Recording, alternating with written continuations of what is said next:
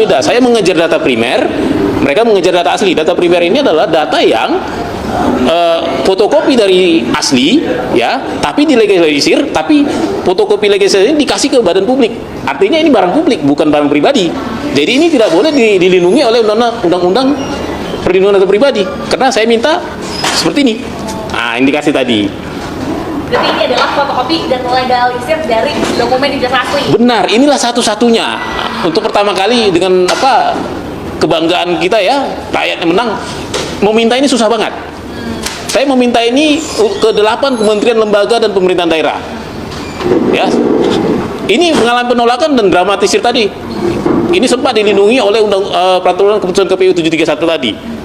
Tapi berkat dicabutnya undang-undang itu, dikasihlah ini. Itu pun sebenarnya saya minta 3 ya, 3. Yang satu pertama adalah ijazah tahun 2014, yang kedua adalah ijazah tahun 2019. Yang kebetulan KPU bilang mohon maaf yang 2014 lagi dicari. Nah, ini yang 2019. Gitu. Dan beserta saya juga minta beberapa klarifikasi pada saat 2019 seperti ini. Ada 3 ya. Ini berisi tentang data verifikasi validasi ijazah ini. Seperti itu. Berarti Bang, kalau yang 2014 itu ijazahnya akan sama atau berbeda dengan 2019 kalau dari versi Abang gitu ya? Seharusnya kalaupun sama, yang beda itu ini legislasinya, legalisirnya. Karena pejabatnya pasti beda. Ini kan pejabatnya Pak Budi ya, Dr. Budi ya. Berarti legalisirnya dari KPU? Ya. Enggak, ini dari UGM. Oh iya, oke. Jadi yang dikasih itu pasti bisa di cross check ke UGM. Iya. Seperti itu. Berarti asli atau palsu nih Bang? Karena kan UGM juga sudah melegalisir. Nah, kalau ini kan data primer. Ini yang dipakai diantar oleh calon waktu itu Bapak Jokowi sebelum jadi presiden, ya kan? Diantar ke KPU, tapi yang sudah dilegis oleh UGM. Ini sudah pasti ada di UGM. Seperti itu. Sudah pasti ada di UGM. Iya. Asli. Asli. UGM itu juga nggak ada yang asli. Asli itu cuma satu di dunia. Di yang punya. UGM itu juga hanya punya seperti ini. Tapi dia lebih terverifikasi karena dilengkapi dengan riwayat pendidikan si orang yang minta legalisir. Nah, jadi berarti kalau dilegalisir sama UGM, berarti UGM bisa tahu, oh benar ini mahasiswa asli kami. Seperti itu berarti. Iya. Asli dong, Iya. ijazahnya. Iya. Jadi selama ini perbincangan ijazah Jokowi asli atau palsu seperti apa? Nah, selama ini kan memang yang beredar itu kan yang begini ini kan dari yang namanya Pak Dian Sandi ya. Jadi beliau mengunggah di sebuah media sosial yang mirip seperti ini, mirip ya. Nah, jadi dia dibilanglah itu asli. Ya, sebenarnya aslinya belum ada sama sekali. Ya, yang beredar itu kan versi Pak Dian Sandi yang kemudian belakangan juga kan dia bilang saya mengunggah itu dari teman. Artinya ini menyudutkan teman-teman yang disangkakan yang 12 orang itu. Nah, dengan keluarnya ini terbukti bahwa Pak Roy Suryo dan teman-teman yang lain itu tidak boleh dijerat. Kenapa? Ini barangnya sama persis. Jadi mereka tidak ada melakukan fitnah ya, pencemaran nama baik. Kenapa? Mereka kan selalu bilang mereka menganalisis dari yang begini. Nah, dengan sendirinya gugur. Kenapa? Ternyata benar kok mereka nggak salah. Terbukti. Yang dari Dian Sandi itu mirip seperti ini. Cuman ya kan, karena memang undang-undang keterbukaan informasi publik melindungi informasi sensitif itu dihitam-hitamin, dikosongkan. Ini kan kosong. Kalau aslinya kan ada nomornya. Ini juga ada namanya, tanda tangannya, cuman dihitamin, disembunyikan. Meskipun ini masih kontroversi. Saya tanya tadi sama orang KPU-nya. Menurut undang-undang KIP, kalau mau dihitamkan satu item itu harus satu uji konsekuensi. Kalau mau dihitamkan juga ini 2 konsekuensi. Ini ada sekitar 7 disembunyikan. Berarti 7 konsekuensi dan mereka tidak punya itu. Nah, jadi nanti bisa lagi, saya udah bilang tadi, terserah kalian mau kita ketemu di komisi informasi sidang atau kalian lengkapin uji konsekuensi ini. Saya ingin tahu, ini kan nggak boleh. Kenapa sih nomor dirahasiakan? Apa dasarnya? Apakah mengganggu nyawa orang? Apakah menimbulkan pelanggaran kemanusiaan? Nggak sembarangan dong merahasiakan ini. Nah, teman-teman kembali lagi di channel ini. Jangan lupa subscribe dan komen agar tidak ketinggalan informasi lebih lanjut serta informasi-informasi terbaru yang akan kita sampaikan.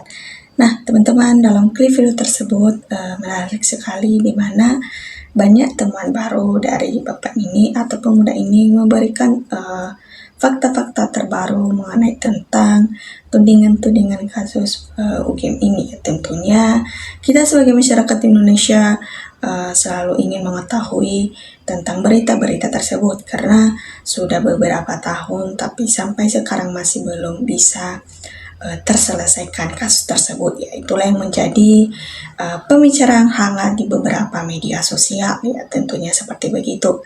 Nah, di situ dia memberikan tanggapannya mengenai tentang tudingan kasus Bapak Jokowi ini, sehingga tidak bisa lagi Bapak Jokowi ini mengelak diri atau memberikan pembelaan kepada diri sendiri. Ya, tentu juga Rektor UGM ini tidak bisa memberikan juga pembelaan kepada pihak karena sudah terbukti dan sudah jelas bahwa ijazahnya itu palsu. Ya, tentunya pemalsuan tersebut dari rekayasa dari mereka.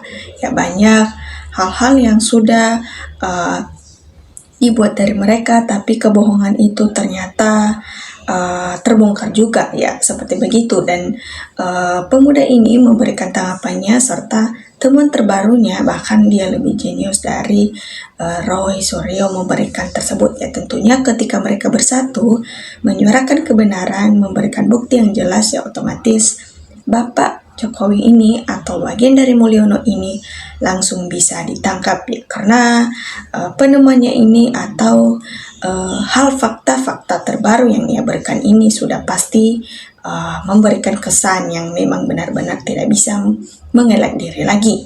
Ya, langsung saja teman-teman, di sini kita akan membacakan beberapa komentar dari tanggapan teman-teman. Ya, ketika mereka menonton video ini, tentu mereka langsung bisa menyingkapi dan menyimak, langsung bisa juga memberikan tanggapan mereka. Ya, langsung saja. Menurut Soeharto ini, baru kebenaran itu tetap jaya dan kepalsuan akan terbongkar. Rasakan termut lancung Mbak. Ya, tentu kita sebagai masyarakat Indonesia mau untuk segera diungkapkan kebenaran, ya tentunya seperti begitu. Karena ketika permasalahan ini selesai, ya otomatis negara kita tidak akan menyinggung lagi soal tudingan-tudingan kasus dan kita bisa berfokus dalam satu pihak masalah yang lain, ya tentunya seperti begitu. Karena dari semua kerusuhan bahkan bikin gaduh di negara kita ini, ya tentunya selalu ada kaitannya di Mulyono ini. Ya, dalam kasusnya itu bertubi-tubi banyak masalah dan tetap tidak akan bisa dilupakan karena memang harus untuk dikawal terus sampai tuntas, ya begitu. Pelajaran ijazah palsu pecat ketua KPU, ya memang harus seperti begitu seharusnya, ya teman-teman. Tapi kita kawal terus supaya segera dinotis oleh Bapak Presiden dan segera dipecat juga KPU itu karena membela beberapa pihak sehingga membuat bagian dari pemerintah ya sudah tidak bisa dipercaya lagi hanya karena tindakannya tersebut hanya membela beberapa pihak yang hanya menguntungkan diri sendiri, membuat masyarakat sengsara sehingga tidak lagi dipercaya, ya begitu. Ya, nimpalkan Jokowi dan termol PKI, dia yang teroris bukan Krismo, gak berjuang kejujuran, keadilan dan bukan pembohong. Ya tentunya kita sebagai masyarakat Indonesia mengawal terus supaya mereka ini segera dinimpalkan, ya karena dari sebuah kerusuhan ya tentu selalu ada kaitannya dari Raja Jawa ini, ya. Jadinya kelihatan yang benar yang salah. Kalau saya mau mengikuti pencabulan atau masuk kerja, diharuskan fotokopi ijazah yang dilegalisir sesuai dengan tahun saat diperlukan. Ya tentunya dalam hal tersebut ya seakan-akan mereka mengira dengan memasukkan ijazah ya mereka bisa menguasai atau punya kekuasaan pada diri sendiri, ya. Mereka tidak tahu dalam hal tersebut, dalam konteks tersebut bisa membuat masyarakat sengsara hanya karena perlakuan mereka tersebut, karena mereka belum banyak pengalaman kalau langsung mempunyai kekuasaan tanpa adanya pengalaman banyak atau wawasan luas dan pendidikan tinggi ya. Tentunya kita harus mempedomani supaya para petinggi atau pemimpin-pemimpin negara kita ya tentunya harus menjadi pemimpin yang berpikir kritis dalam situasi menghadapi kritis di negara kita ini ya. Berarti KPU UGM Jokowi selama ini bohong, penjarakan semua pembohong ya. Tentunya kita harus mengetahui hal tersebut dari segi kata-kata mereka. Masa teman-teman tidak bisa menyingkapi dalam hal tersebut? Mereka memberikan pembelaan secara penuh, bahkan mereka juga bisa bersumpah dalam hal apapun, tapi tidak ada tindakan ya. Sekali lagi tidak ada tindakan, yang artinya hanya di mulut saja tapi tidak ada tindakan sama sekali ya. Kita sudah bisa mencurigai bahwa itu adalah palsu ya. Tentunya seperti begitu ya teman-teman.